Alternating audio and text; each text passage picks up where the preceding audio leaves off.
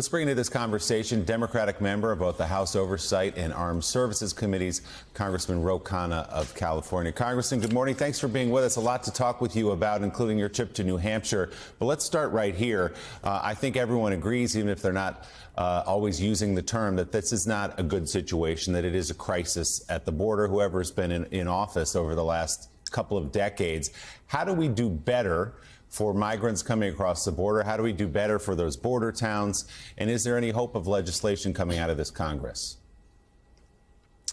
Well, first of all, let's give President Biden some credit for the policies that he has implemented.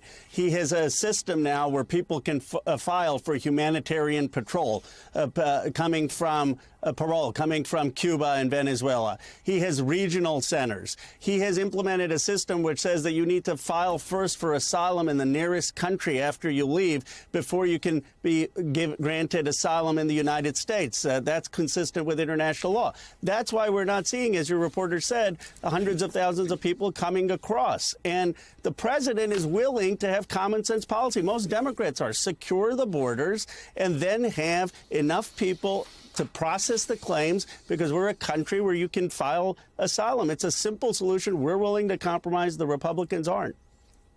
Congressman, you said the Biden administration should be saluted for some of what they're doing. We had 11,000 migrants cross the border in one day this week. It's been absolute chaos at the border over the past year or so.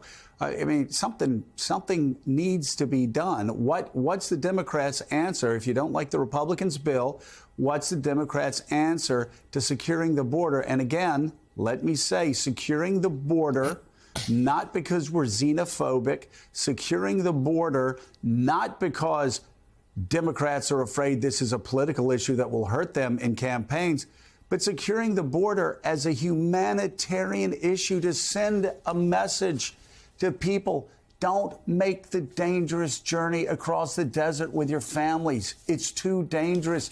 Do it the legal way. Save your families, save your lives. Joe, as a son of immigrants, I agree with you. Of course a nation needs secure borders. And most Democrats, including progressives like me, are fine with spending money on technology to secure the border, are fine with increasing border security. But we want to make sure that we actually solve the problem and do three additional things. First, make sure that we're investing in people who are going to be able to process the asylum claims. And if someone has a false asylum claim or just coming for economic reasons, they will be sent back. But we don't have the resources for that. Second, have a plan for comprehensive immigration. And third, look at what's causing people to flee Venezuela and Cuba. I mean, the Republicans are saying, let's sanction them more. That's causing more people to actually leave. Let's look at rational sanction policy so we're not causing the influx. And then just to say what President Biden has done, which is give people the opportunity to make these claims before they get to the border. The problem for the president is that Congress is not doing anything. I believe he has done more, certainly more than President Trump or even the previous president in getting done what he can without Congress acting. Congressman, good morning. You have a trip planned to New Hampshire, and when someone goes to New Hampshire after going to Iowa and South Carolina, eyebrows are often raised. But we want to talk to you about the purpose of your trip. We saw just Donald Trump was in New Hampshire just the other day. We also know, frankly, the state of New Hampshire is pretty mad at President Biden because of the way that he has proposed changing the primary calendar. So talk to us about what your message is going to be in the Granite State. Well, I'm going to make the case for President Biden's reelection, as I've been making the case for the president this morning. The reality is we can't let Trump and DeSantis have all the oxygen in the 2023 primary. I believe the president should campaign in the primary everywhere he campaigned in 2020. It seemed to work out for him then.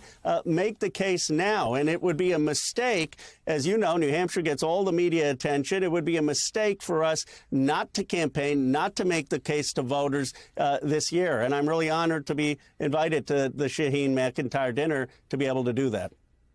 All right, Congressman Ro Khanna, thank you so much. We hope you come back soon. We've got so many things we want to talk to you about, but so little time, only 4 hours a day. So please come back. Thank you.